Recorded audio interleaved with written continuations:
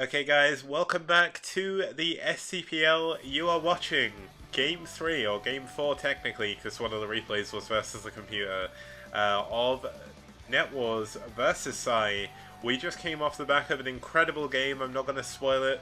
For the people on the VODs, if you don't know what happened, go back and watch it on my YouTube channel. It was one of the best games I think I've ever seen, so that was a lot of fun. So Missoula's actually sent me the replay, so I will most likely be able to cast that as well, so...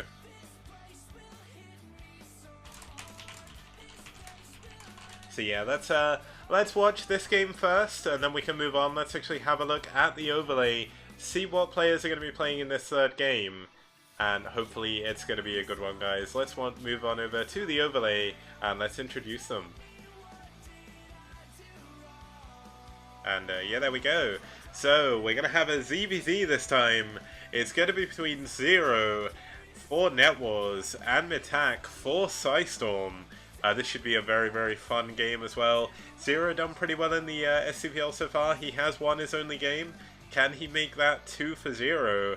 And mitak, of course, having a pretty strong showing as well. Won 2 of his games, has lost 1. But overall, putting in a good performance for his team. It's a really, really cool job there. That was... Going off the back of that game, this could be a pretty hard game to top, but you never know. CVZs can be incredibly, incredibly insane. So let's actually head on over to have a look at what... Sorry, I just completely lost my voice. Move over to have a look at what map they're going to be playing on. And it's going to be Pathfinder. Now, ZVZ on this map can be a little bit funky. There is a lot of airspace around the mains, as you can see, where mules can fly in and out and whatnot. Of course, we're likely going to see Muta versus Muta because this is ZVZ. There is a ramp you can defend. Your natural's a little bit out in the open, but you've got the 2 eggs to help wall that off with Lings. And you know what, this could be a very, very cool ZVZ. Hopefully, people don't tune out for this. Zero, a very good player, of course. Zero, the one, the only host of the BSL, puts in a lot of effort on that. That's going to be back on Saturday. mitak, no slouch himself. He plays a lot of games for his team. Very, very old school player. A lot of pSi are very old school players as well. So, I personally don't recognize his name from before because I joined the StarCraft scene in about 2008. And I know people like IRK Age had been playing since 1997, and he retired in 2007, so I never actually met him when I joined. But this should be a very fun game anyway. Let's see how they're both going to play out this map, and let's see how this ZVZ is going to progress. Once again, thanks for tuning in, guys, and let's move over to the game.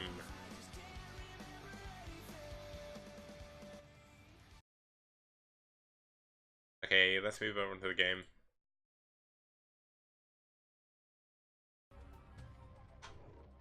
Okay, so starting us off in the top middle position, we do have, well, in the 12 o'clock position, we do have the Yellow Zerg fighting for his team's life in the series.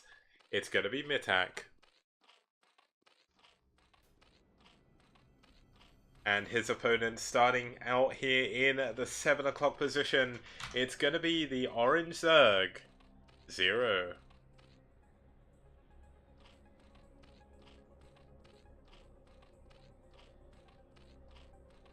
I was just taking a large sip of water there. Of course, I have been casting on my own now for nearly 2 hours, an hour and a half so far, and there's quite a lot to go after this as well. Luckily enough, I'm not going into London tomorrow, so I don't have to wake up as early. So if it does go on a little bit later, I can put up. Of course, we do have another series coming up after this, so perhaps if this is an hour-long CVZ or something, I may need to cast the other series on Friday. But should be good either way. CVZ usually pretty quick. We do have Missoula versus Marine as well. And Zero asking that it's a best of 1, just confirming, just to make sure he plays a proper build here and doesn't go for anything too crazy, thinking he does have the other games to come back up now. There is a little bit of a positional imbalance here for Zero. He does have his lava, when he does the lava trick, a little bit closer to his hatchery. So that's kind of important here by him.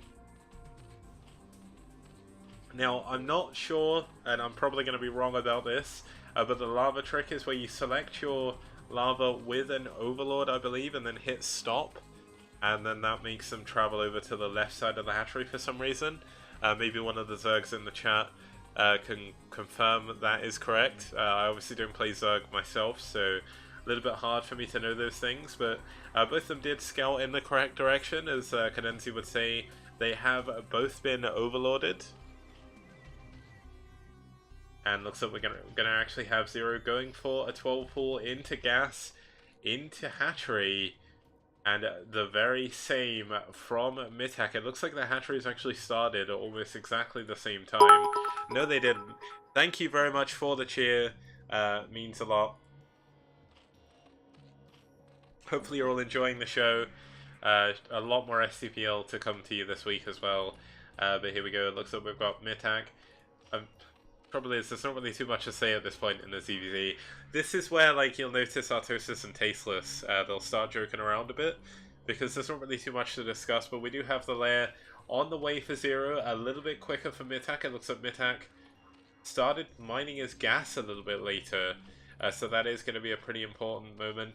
Of course, mitak's hatchery did go up a little bit quicker, so he will get the quicker lava from that. But it does mean his lair is ever so slightly delayed. I don't really think that is going to be too much of a big deal in this situation. But mitak even adding a lot of lings on first, going to add ling speed before lair. Now this is a big difference in this game. Zero should have his ling speed finished at pretty much exactly the same time. But with the extra hatchery worth of production of lings here, mitak could look to put on a lot of damage. But of course, in early game CVC, there is nothing to deter the overlords from coming in. And I mean, mitak is playing completely defensive, seeing that the hatchery was a little bit later. And I'm really confused by this. He does know exactly what's going on.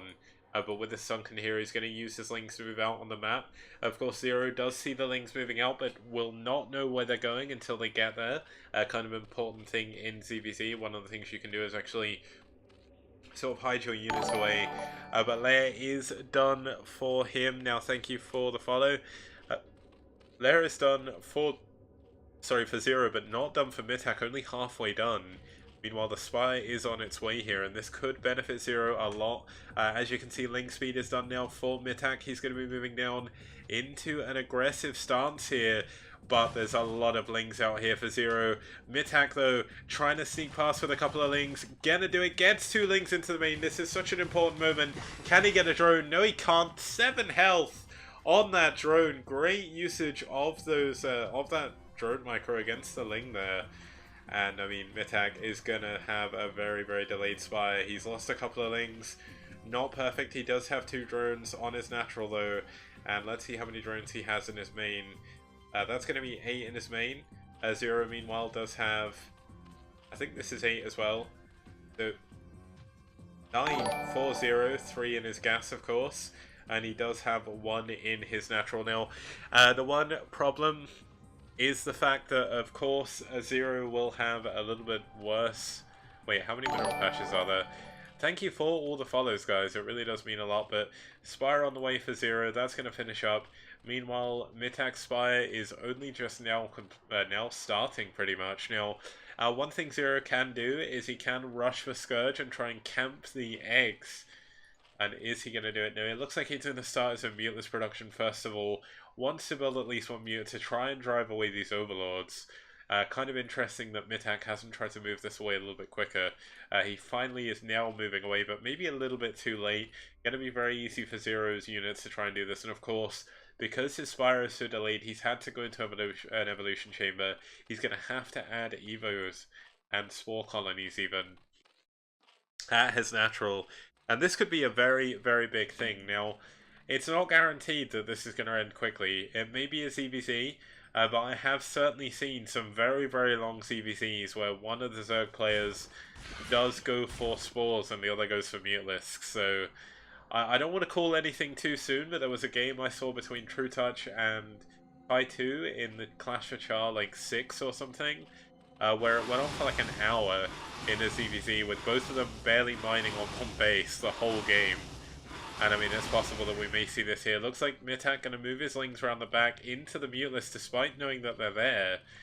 Kind of an interesting choice to go around here, not really too much benefit. Would have been able to snipe this hatchery if it had gone down, but he does know that there's no hatchery there. And what is mitak going to do behind this? So he really needs to add another spore here if he wants to survive, because those mutants could come in from a different angle. But mitak's actually droning up. He's going to use the fact that he's pretty well defended to actually build this. Looks like he tried to bait out the Lings of Zero to move out to do some damage, but no damage going to be dealt there. Not going to be able to go in. And unfortunately, my coupon code has been used up, so great work, guys. That's $50 that was added to the prize pool last I checked. It was $830. And this, of course, is pretty much not so much a year-long tournament, but it's going to be going for the better part of the year, so that has a lot of chance to grow. One thing to note while this is going on, this is a huge move, by the way. This is why he needed a spore a little bit further forward, because mitak is now on 0 gas right now. He cannot, well, he can't build any mutalisks. He's got some gas banked up, so it's going to be pretty big. But some of these drones are going down as well. I'll describe the prize structure a little bit when there's a little bit of a downtime here. But the problem mitak has is he cannot build any more gas right now. There's nothing really to defend this. Can't really afford the drones to do it either. And it looks like mitak going to try moving, going to try and snipe down some of the Lings. Pretty crazy fight here. Can't really tell what's going on too well. But it looks like Zero is going to be able to clean this up. There's a lot of units for Zero, not many units for mitak, and I believe that could be the straw to bring the camels back. He does get one Scourge connection, but poor mitak going to lose all of his mutants here. He's going to try and run away. Doesn't waste 4 Scourge. Oh no, that was 2 Scourge. I was going to say 4 Scourge going down on that, but here we go. Here is the counter attack from Zero, and this is going to be the moment that Zero wins this game. He is going to take the series 3-0 for mitak. Now, mitak actually losing an extra mutant to Scourge there. And unfortunately, there's just nothing much mitak can do. He's going to lose his natural hatchery. He's lost his sunken colony.